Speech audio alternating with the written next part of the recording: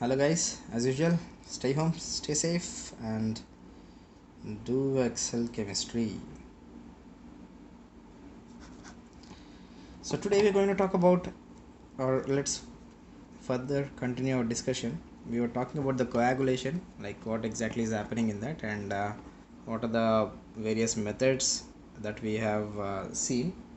Now, today let's talk about how to make coagulation. We have seen, or how to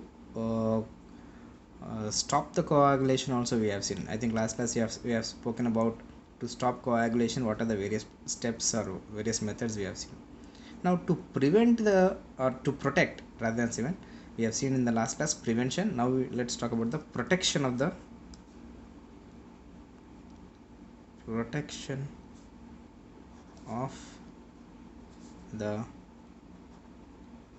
colloids, lyophobic colloids. All right, so we talk about the lyophobic only because we know, as the point already mentioned long back. What did I say? As lyophilic colloids are stable. Colloids are relatively stable than lyophobic. Why they are stable? Remember why they are stable? I told you the reason, very important reason. What is that reason? Due to a process that is called as solvation. Okay, because of the charge on the like soap molecule is surrounded by water molecules, right? So in that we call it as hydration. Same way, the particles of dp are surrounded are lyophilic colloids, okay, are the dp of lyophilic salts. The particles are surrounded by a solvent molecule, okay. So that process is called as what? Solvation. So as lyophilic colloids are relatively more stable due to solvation, we don't speak about much. Now let's our important, like what do you mean by this? I have told you already. For example, we have, let me consider a sol. Okay, so very common, as I always say, that is AgI in the presence of I minus. Okay, so this AgI I minus, which is what salt? Negatively charged salt. Okay, so we know that the colloids to be present in the form. Okay, before I talk about the colloids, let me give, see, the coagulation, or let's say, see, we know that the colloids can be interconvertible like this. Colloids can become precipitate or precipitation, and the precipitate, the PPT, okay, can also convert into colloids. The conversion of colloid into the PPT, this process, the conversion, how the PPT is formed, when all the charges on the dp molecules have been left over, then they settle down at the bottom, right? So here, like in this case, the charged particles start settling down, or they aggregate. If they are aggregating, that means I call it as precipitated. Okay, so colloid can be converted into precipitate. This phenomenon is called as what? Coagulation. All right, now the same thing, precipitate can also be converted into colloid. How can a precipitate be converted into colloid? When an electrolyte is added and the charge is developed on it, correct? So this process of precipitation converting into colloids is called peptization.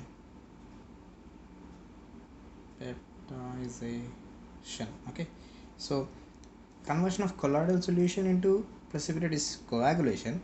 Conversion of precipitate into a colloidal solution or colloid is peptization. Now basic difference is this. So they are all interconvertible, and what happens in this colloid, like in the beaker, in the colloid, what is the formation of colloid? That means what? The part, like for example in the PPT, if the particles are together,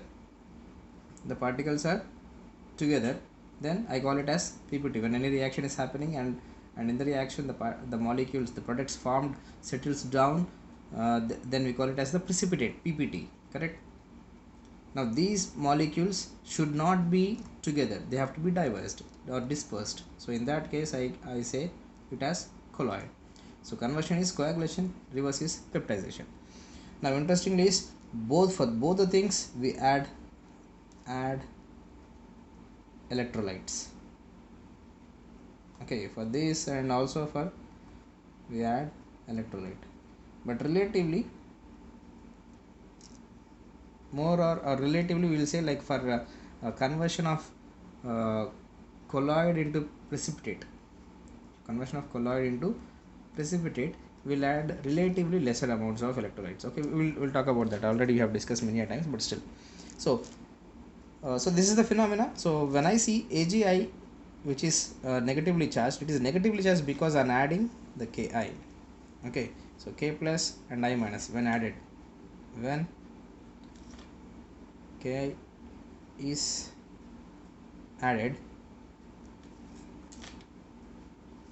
the charge is what? Negatively charged sol. Okay, now it is all depending upon the amounts of K plus ions. See, these K plus ions, okay, they have to be present in the solution, not too much and at the same time not less. Okay, depending upon that only we will identify how to purify them.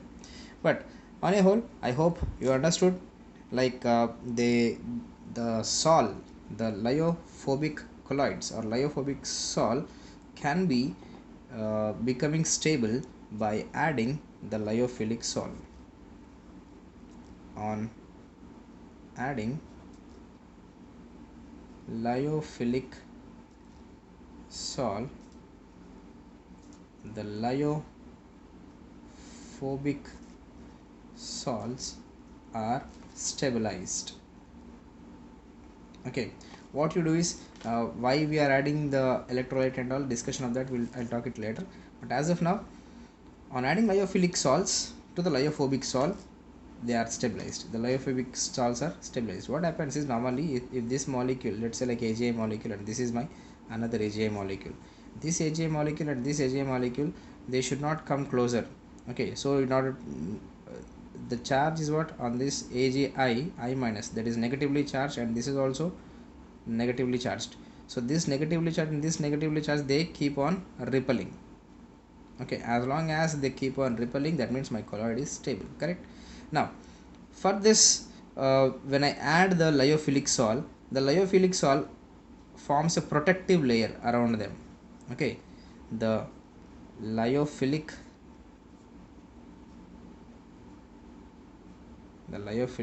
sol forms a protective layer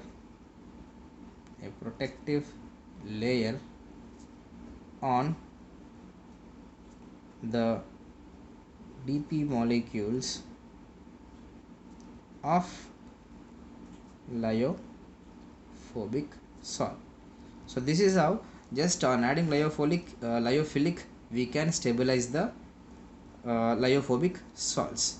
Okay, so now the point is how much we have to add. Okay, if we add too much of lyophilic sols also, or if we add too much of electrolytes also, then it is not good. Okay, we'll talk about that. As of now, this phenomena of formation of protecting layer around the lyophobic sol is called protection. Okay, very commonly the name itself is saying you that it is protecting. So the phenomena is called as what? Protection of lyophobic colloids. Alright, so now this protection is understood, or it can be dealt with something called as gold number.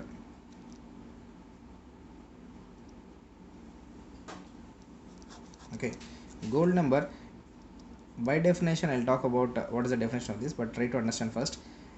It helps to estimate the extent of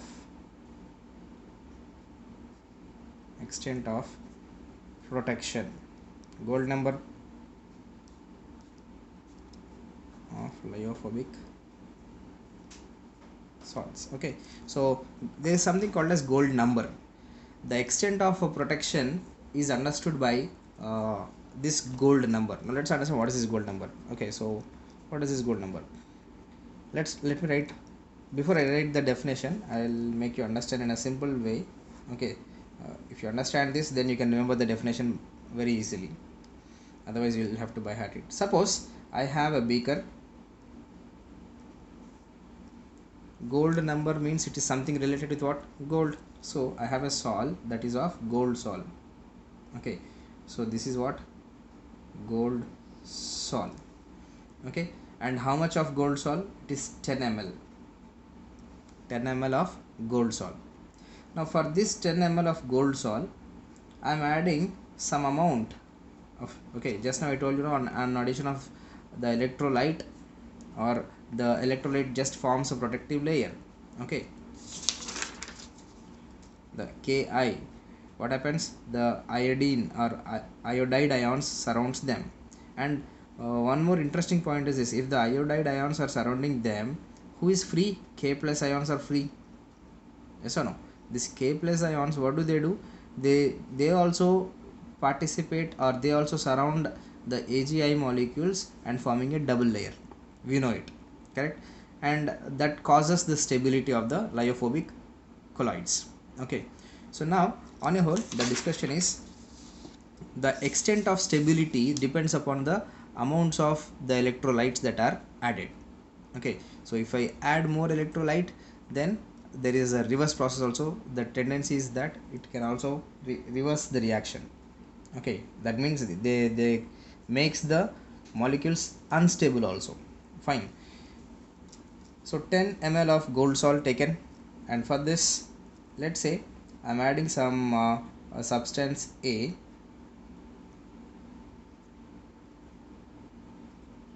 some 5 milligrams added to this.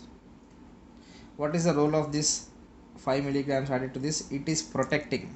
Okay, so to protect this, first of all, it is helping to form the protective layer. To form the protective layer, I should have something electrolyte. So my electrolyte is NaCl. Okay, only when I add NaCl, then only the protective layer is formed. Now that protective layer that is formed have to be stabilized. Now how is it stabilized, and what is the extent of that stabilization depends upon something called as gold number. We are trying to understand that gold number. So now when I add NaCl, how much of NaCl, that also it is fixed. Okay, it is somewhere around 1 ml of NaCl. Okay, so 1 ml of 10% NaCl. Okay, 1 ml of 10% NaCl solution. Okay, I hope if solutions chapter was done, you might have understood this. But nevertheless, information is this: you just take water, 1 liter of water, and in that add some NaCl, and it forms a solution. Now we have to check that solution should be of 10% NaCl. Okay, NaCl solution, that means 10 grams of NaCl is dissolved in 100 grams of solution. Okay, that's the meaning actually. Once we do the solutions, you'll understand clearly.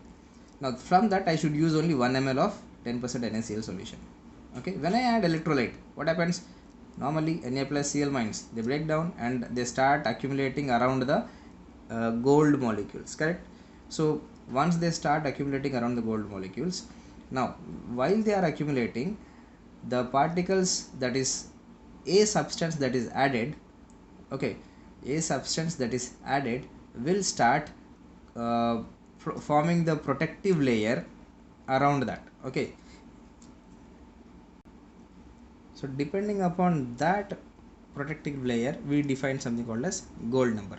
Okay, so one last time, putting the things very simple. First try to understand this, then you'll understand the definition of gold number. I have taken 10 ml of gold sol, and this 10 ml of gold sol, I have added 1 ml of 10% NaCl solution.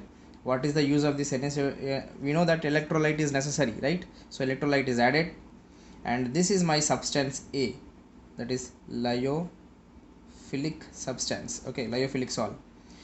So some amount I have added, that is 5 ml. So when I add 5 milligrams to this, then I say that the particles that are present are farther position. In other words, the colloid is stable.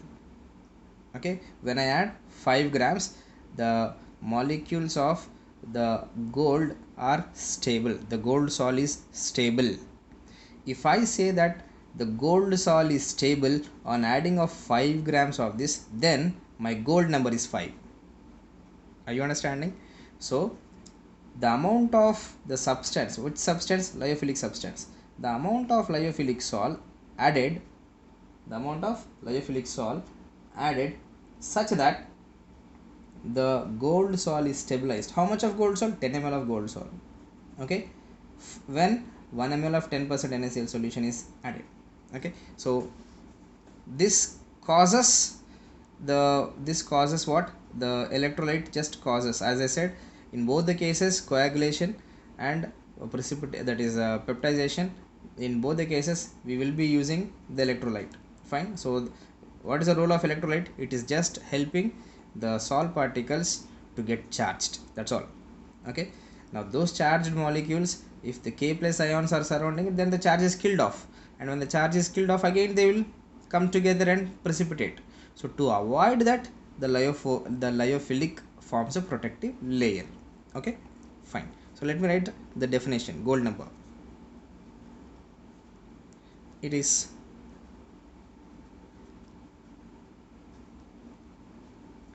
the amount of the lyophilic substance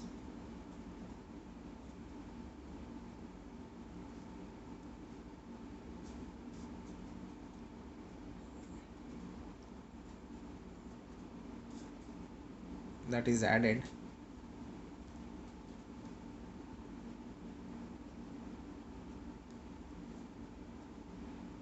and how much, that is the amount in milligrams. Do remember this, it is in what? Milligrams, which are to prevent the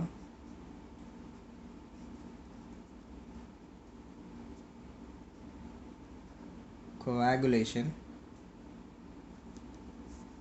of 10 ml gold sol against 1 ml of 10% NaCl solution. Okay, so this definition wise, gold number is this. It is defined as the amount in milligrams of lyophilic substance that is added to prevent the coagulation of 10 ml gold sol, of what? 10 ml gold sol against 1 ml of 10% NaCl solution. Okay, so the use of this electrolyte is what? It supports coagulation, and the addition of lyophilic salt is what? It prevents the coagulation to happen. So how much of amount in milligrams that I am added to prevent the coagulation to happen, that is termed as what? Gold number of that lyophilic substance. Alright, so this also, now a small question. Suppose if I have the same, let's say, beaker and gold sol. For this to coagulate, as usual, again 1 ml of 10% NaCl solution is added. Okay, if I don't add any lyophilic substance, what happens? In the presence of this, it starts coagulation. Now it should not coagulate. Okay, if it is not coagulated, then only I can protect the colloid, correct? So not to coagulate, I am adding the substance A. Let's say I am adding substance A, substance B, and there are 3 substances. And this substance, let's say for example, I have added 10 milligrams, and 10 milligrams is stabilizing them. And I took another beaker and same thing, gold sol, and how much gold sol, by the way? 10 ml of gold salt. B, suppose I'm using some 20 milligrams, and C somewhere some 50 milligrams. So what is this 10 milligrams, 20 milligrams? That this is nothing but the gold number of A, gold number of B, gold number of C. Now you tell me which among them is having the greater protecting power. Protecting power. Think. Already we have discussed the same logic. On the same logic itself we are doing it. For the same amount of 10 ml of gold salt, to prevent from coagulation, just 10 milligrams is added and it prevents the coagulation. For this one, 20 milligrams is added and then it will prevent the coagulation. 50 milligrams is added and then it prevents. So in other words, this fellow fixed amounts, by this even a small amount is sufficient to prevent the coagulation. So in other words, this will have the highest protecting power, least protecting power. Okay, fine. So I've just given an example, but you need to understand the logic that I was trying to say. So here we say that gold number is inversely proportional to the protective power. Remember this, very important. Just like we have seen that coagulating power and coagulating value, right? So same way, gold number is inversely proportional to the protecting power. If more is a protecting power, gold number will always be lesser. Let me give some examples of gold numbers of some salts.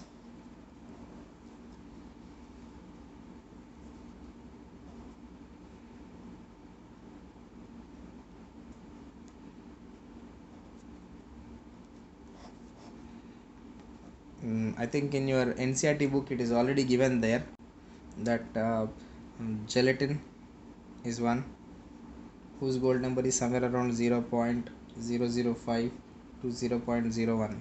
okay, and for important one, that is blood, hemoglobin. Okay, its gold number is somewhere around 0.03 to 0.07. okay, so these two things you just remember. And casein, yeah, this also you remember, casein, who's 0.01 to 0.02. okay, so just information. Fine. So on a whole, this is what about gold number is. Okay,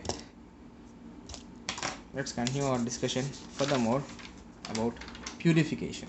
So we know that protection can be done, and protection of a gold salt or any salt can be understood by gold number. Fine.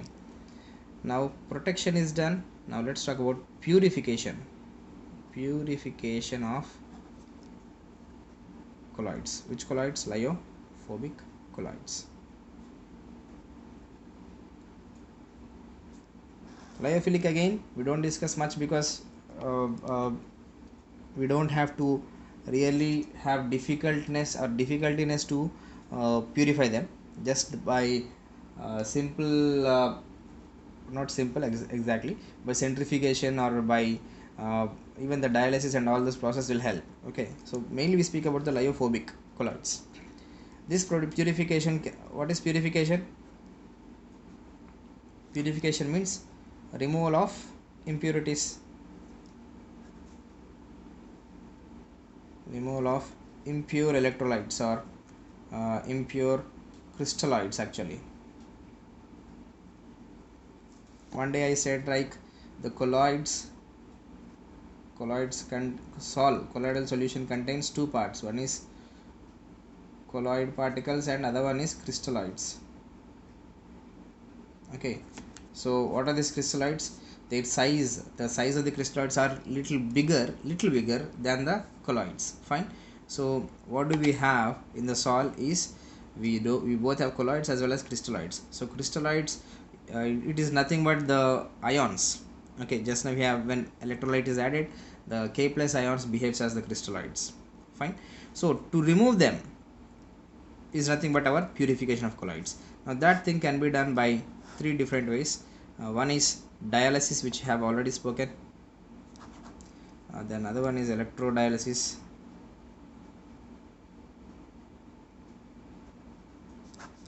and ultra filtration. Okay, so dialysis I have already explained that we have a semi-permeable membrane and the sol present in it, and this is what our animal membrane or semi-permeable membrane.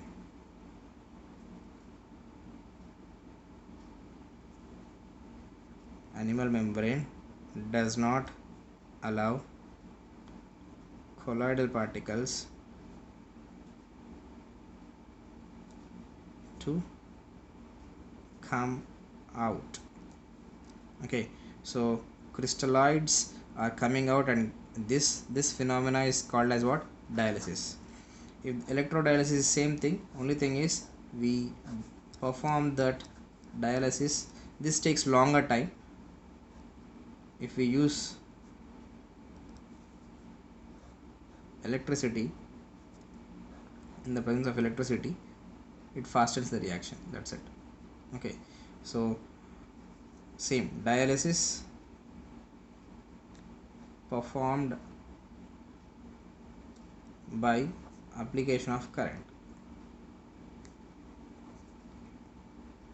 Current increases the movement of crystalloids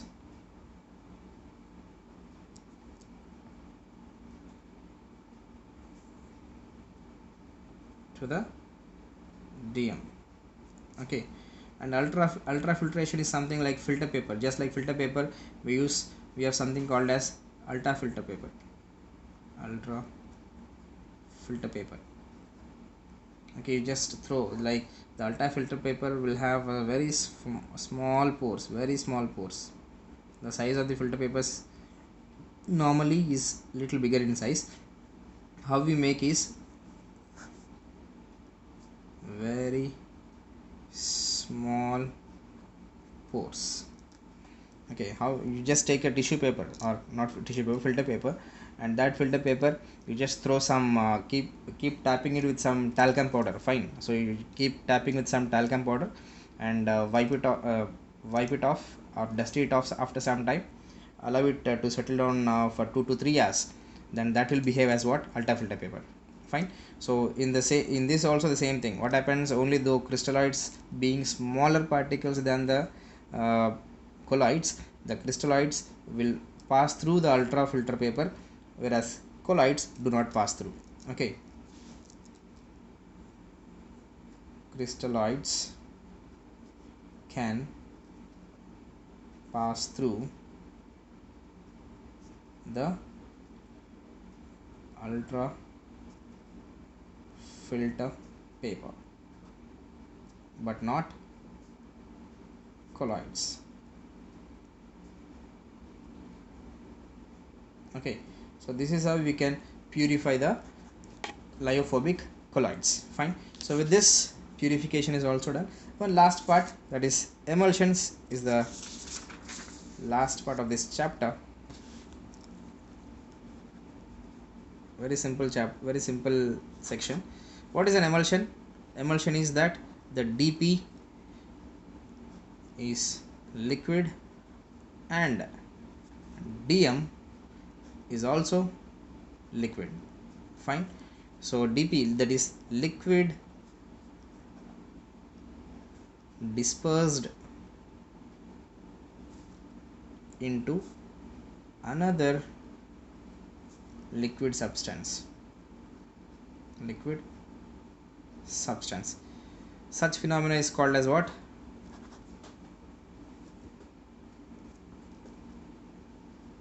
Emulsions. Okay, so these are of emulsions are of two kinds. One is oil in water type or water in oil type. Okay, both are emulsions. In this, oil is our dp and water is our dm. In this, water is our dp and oil is our dm. Fine. So example of oil in water, if you say, so milk is the best example of oil in water. And water in oil, you can say that cream, okay, or butter. Fine. So these are the two types of emulsions. Fine. So emulsion is also unstable as usual. Emulsion being unstable can be stabilized by adding agents. What are those agents? Emulsifying agents, which you are familiar with this word, emulsifying agents. That is, example is surfactants. And in fact, what is this surfactant is very important for definition point of view. Okay, that is for 1 mark or 1 mark. Maybe if asked for the board exams, okay, it could be appearing. Fine. So surfactants, and there is polymers, and what else, metal oxides also, then they can behave, metal oxides, etc. Fine. So what is this surfactants? Surfactants are the substance that lowers the surface tension. Okay, such substances which lowers the surface tension are called as substances that lowers the surface tension between two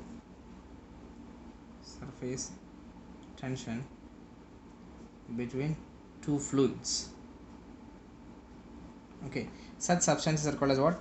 Surfactants. Okay, so the surfactants or polymers or metal oxides, when these acts as what? Emulsifying agents. Okay, so emulsification is important and at the same time not important. Okay, so the uses of emulsification, you can see that like it is because of the emulsification only we can drink milk, the anything you see, cream, butter, cheese and all these things.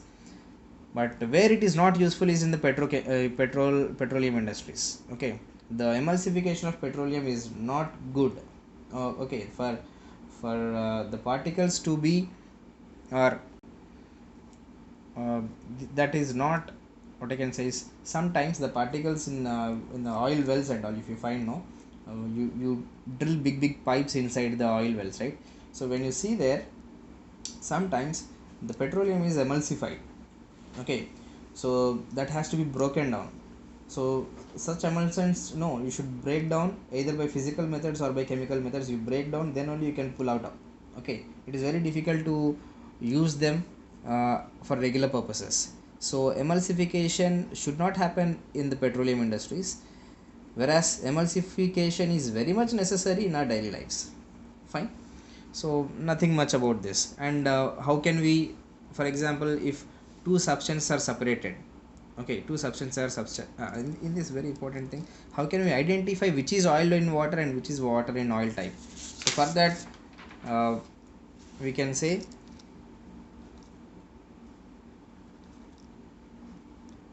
there are some tests, or simple tests to identify what type of emulsion. Out of those, the first one is, which you are all familiar, what is that, shaking, no, what is that, I forgot.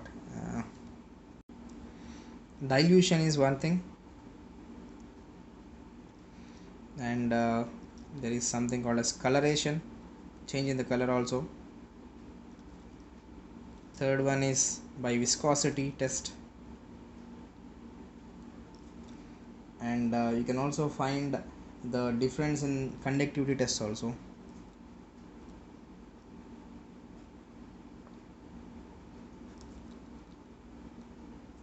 Okay, so these are the 4 tests. That is dilution. If you, for example, if I have let's say I have the sol. I don't know which is what, either it is oil in water or water in oil. So what I do is I just add, okay, add too much of water. What happens if I add too much of water? If it is an oil in water type, so who oil in water means oil is present in lesser quantity relative to water, yes or no? So when I add too much of water, then I can see that the dispersion particles which were present earlier, they will try to settle down, or they will try to come to one particular area. It can be clearly seen. On dilution, on increasing the concentration of water, which is nothing but on dilution, on increasing it, we can see the dp particles separated off. Okay, so if that things is happening, we can see the dp particles coming or separated off. I can say that it is what, oil in water type. Similarly, if the water that is added,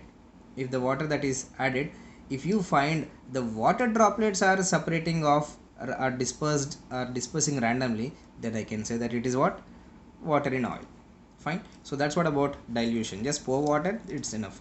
Coloration also same thing. The change in the colors will help us to identify whether it is oil in water or water in oil type. Okay. Viscosity, you can see like milk and butter. There you can clearly see the viscosity. Okay, which is more viscous? Of course, the butter is more viscous than milk. Fine. So the conductivity test is nothing but when you pass the current and see the dp particles breaks down in the presence of an electrolyte, and when they are breaking down, they produce, or they convert into the ions, and they are responsible for the conduction. Fine. So by that also we can identify whether it is water in oil or oil in water. Fine. So on a whole, these are the 4 tests that can be used for identifying which emulsion or what kind of emulsion it is. Okay. Apart from this, there is something also called as gels, which is not much important. Okay, so same thing, but only thing is similar definitions. Liquid dispersion in solids, that's all. Okay, the definition is right, liquid dispersions or disperses into solids. Okay, as I already said. So these are of 2 kinds, non-elastic gels and elastic gels. 2 kinds, non-elastic, another one is elastic. Nothing much about these fellows. Okay, you only thing is you need to understand gels with irreversible nature. Okay, that is which on dehydration changes into powder form, that is called as non-elastic gels.